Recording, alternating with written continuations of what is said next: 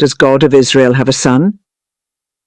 The question of whether the God of Israel has a son is answered differently depending on the religious tradition, Judaism, Christianity, or Islam.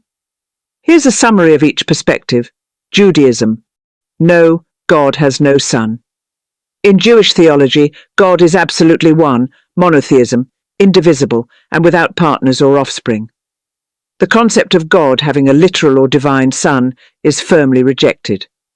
While kings like David were sometimes metaphorically called sons of God, Psalm 2 verse 7, this was understood in a symbolic or covenantal sense, not a divine or literal sonship. Christianity. Yes, God has a son, Jesus Christ. Christians believe that Jesus is the Son of God, begotten not made, and of one essence with the Father, as expressed in the Nicene Creed. The title, Son of God, means more than a metaphor. It affirms the divinity of Jesus and his unique relationship with God the Father.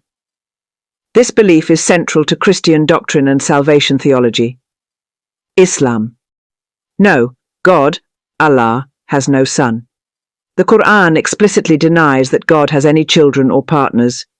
He begets not, nor is he begotten. Quran, Surah 112, verse 3.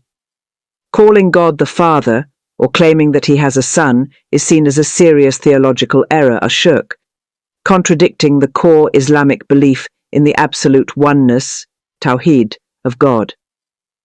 Thus the belief that the God of Israel has a son is affirmed in Christianity, but denied in both Judaism and Islam, each for distinct theological reasons rooted in their respective scriptures and conceptions of divine unity. The Hebrew Bible, the Trinity, and the Quran. A brief reflection. The Hebrew Bible, central to Jewish faith, firmly upholds the absolute oneness of God, as seen in the Shema, Deuteronomy 6, verse 4. However, when Christianity adopted these scriptures as the Old Testament, it introduced Trinitarian hermeneutics, interpreting the text in a way that supported the belief in one God in three persons: Father, Son, and Holy Spirit. Some argue this approach distorts the original monotheistic message of the Hebrew Bible.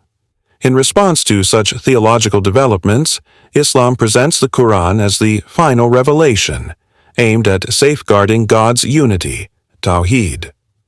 The Quran challenges the concept of the Trinity, reaffirming that God is singular, eternal, and without equal. Thus, while all three Abrahamic faiths deeply honor divine revelation, they differ significantly in interpreting and preserving the oneness of God.